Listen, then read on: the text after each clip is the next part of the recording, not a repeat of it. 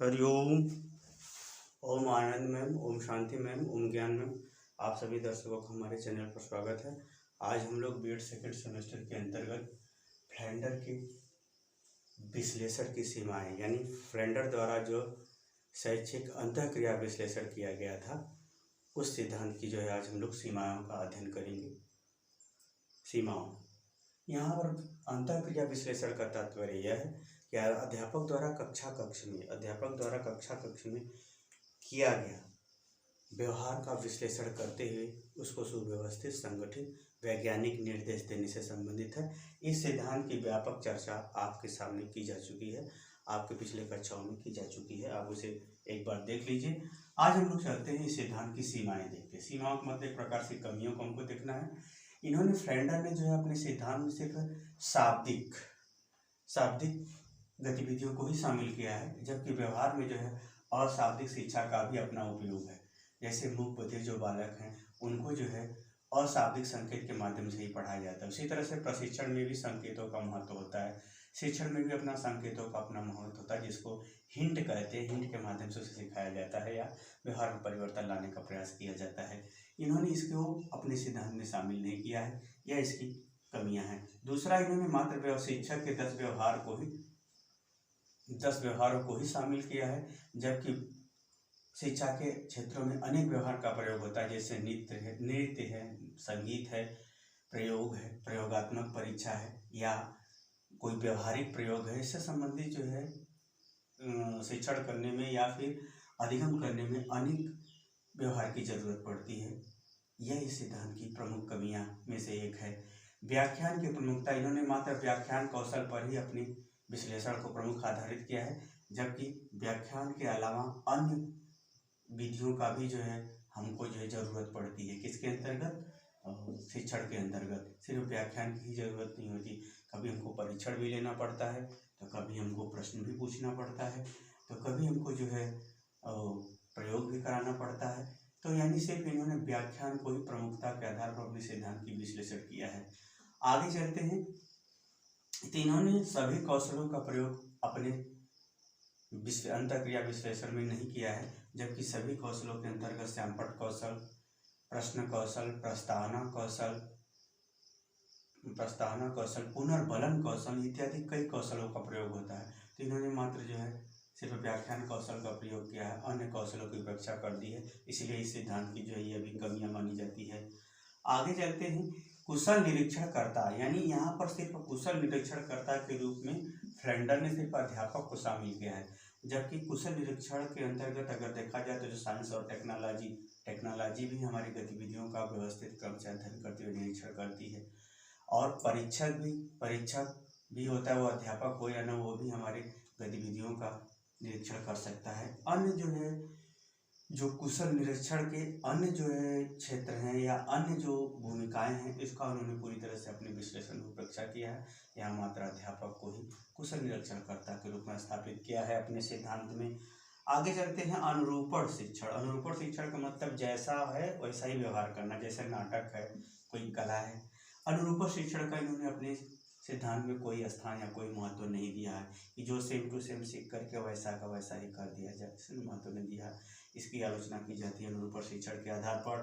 प्रशिक्षण का तात्पर्य होता है पहले निर्देश दिया जाता है, निर्देश का उसको ज्ञान करा करके उसके शरीर के व्यवहार को उस तरह से कराया जाता है। इस प्रकार से प्रशिक्षण कहते हैं, यानी निर्देशित ज्ञान के आधार पर शारीरिक क्रिया को उस तरह से करने का जो निर्देश दिया जाता है उसे प्रशिक्षण कहते हैं। प्रशिक्षण के संदर्भ में फ्लेंडर ने अपने सिद्धांत में कोई व्याख्या प्रस्तुत नहीं की है। यह इस सिद्धांत की कमियां हैं। और लास्ट इसकी जो कमियां है, शिक्षक केंद्रित।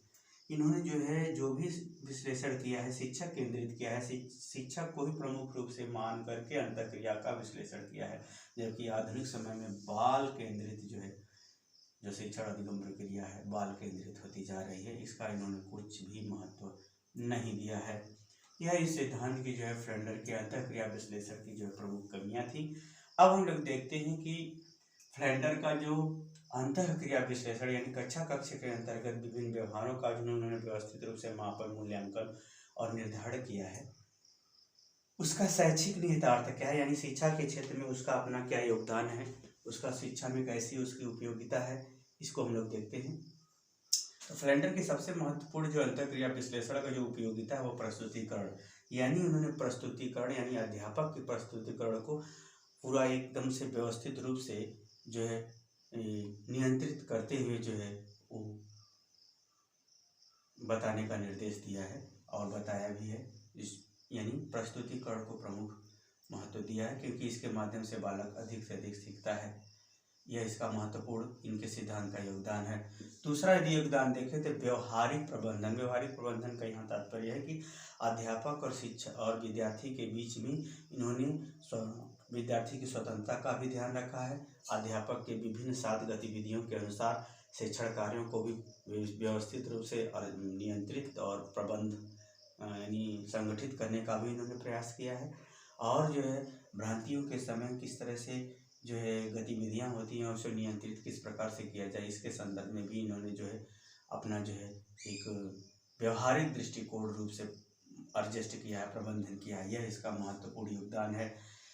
फिर उसके बाद इनका इस सिद्धांत इनके जो अंतःक्रिया विश्लेषण का है नवाचार। नवाचार का यहाँ तात्पर्य है कि इन्होंने सीखने में विद्यार्थियों को भी स्वतंत्र रखा है, शिक्षक को भी जो है सात गतिविधियों के अंतर्गत साइंटिफिक गतिविधियों यानी नवाचार को बढ़ावा देने संबंधी भी क्रियाकलाप को शामिल किया है, ताकि जो है उस नवाचार के माध्यम से शिक्षक भी सुधार कर सके और उस नवाचार के माध्यम से यानी साइंस के तकनीकी के विभिन्न उपकरणों के माध्यम से विद्यार्थी के भी जो है अधिगम प्रक्रिया में सुधार किया जा सके, इसको भी इन्होंने अपने सिद्धांत में शामिल किया है।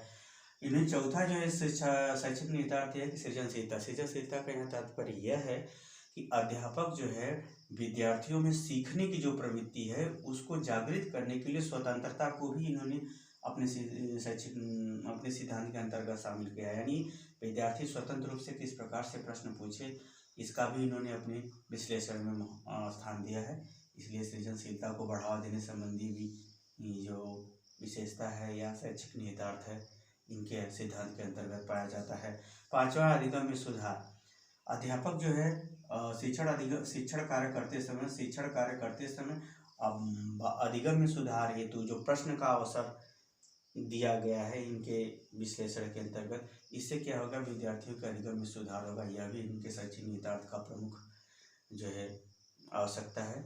शैक्षिक निहितार्थ में इसकी प्रमुख आवश्यकता है। भ्रांतियों को कम करने संबंधी। भ्रांतियों को कम करने के यहाँ तात्पर्य है कि जब कक्ष में एकाएक बच्चों चुप हो जाना, एकाएक हल्ला होने लगना, एकाएक जो है कोई ऐसी घटनाएं जो घटती हैं या ऐसा व्यवहार घटता है जो कुछ न करने दे या एक अवस्था में सभी को ले जा करके एडजस्ट करे, इस भ्रांतियों के संदर्भ में भी इन्होंने अपना विचार व्यक्त किया है। बताया है कि इस भ्रांतियों को किस अनुपात तक होना ठीक है, ज़्यादा होना ठीक नहीं, ये सब भी इनके शैक्षिक निहितार्थ का प्रमुख जो है आधार बनता है, यानी इसकी शिक्षा में उपयोगिता पड़ती है। समय प्रबंधन। इन्होंने एक बहुत महत्वपूर्ण काम ये किया है कि किसी विषय वस्तु को इतना संगठित करके समय के अंतर्गत उसे किस प्रकार से व्यवस्थित संपादित किया जाए, इसको भी ध्यान में रख करके इन्होंने अपने सिद्धांत में दृष्टिकोण या अपनी बातों को रखा है, जो इसका शैक्षिक निहितार्थ है बहुत उपयोगी है। आगे चलते हैं। इसका यदि आठवां देखें केंद्रित व्याख्यान। इन्होंने विषय वस्तु को केंद्र मान करके ही व्याख्यान कौशल के माध्यम से अधिगम कराने पर बल दिया है, जो विषयांतर नहीं होने देगा। यह इसकी बहुत बड़ा शिक्षा के क्षेत्र में योगदान है। ध्यान केंद्रित के यहाँ तात्पर्य है कि शिक्षक को ही केंद्र मान करके इन्होंने शिक्षक के आधार पर ही शिक्षक को केंद्र बिंदु मान के शिक्षक के निर्देशन के आधार पर ही पूरे कक्ष को ध्यान केंद्रित करते हुए अधिगम कराने पर बल दिया है। इसलिए जो है इसका शैक्षिक निहितार्थ ध्यान केंद्रित जो उपयोगी है सभी कक्ष के लिए। 10वां है समस्या समाधान, यानी बालक को यदि किसी प्रकार की समस्या होती है, कोई दिक्कत होती है, कोई जो है उसको समझ में कोई पाठ्यक्रम नहीं आता तो उसे पूछने का भी अवसर प्रदान किया करने संबंधी भी विश्लेषण इन्होंने अपने सिद्धांत में शामिल किया है। इस प्रकार समस्या समाधान का भी इन्होंने ध्यान अपने विश्लेषण के अंतर्गत रखा है। इस प्रकार से यह जो है 10 जो है शैक्षिक निहितार्थ है, जिसके वजह से इनका सिद्धांत हमेशा जो है उपयोगी है, जो आज भी और भविष्य के लिए भी आवश्यक है। मुझे उम्मीद है कि सीमाएं और शैक्षिक निहितार्थ फ्लेंडर का आप समझ गए होंगे। यदि समझ गए हैं तो मुझे कमेंट बॉक्स में बताइए कि आपको कैसा लगा। आप ज़रूर बताइए कमेंट बॉक्स में। आप मेरे चैनल को लाइक कीजिए, शेयर कीजिए, सब्सक्राइब कीजिए। आज के लिए इतना ही। हरिओम।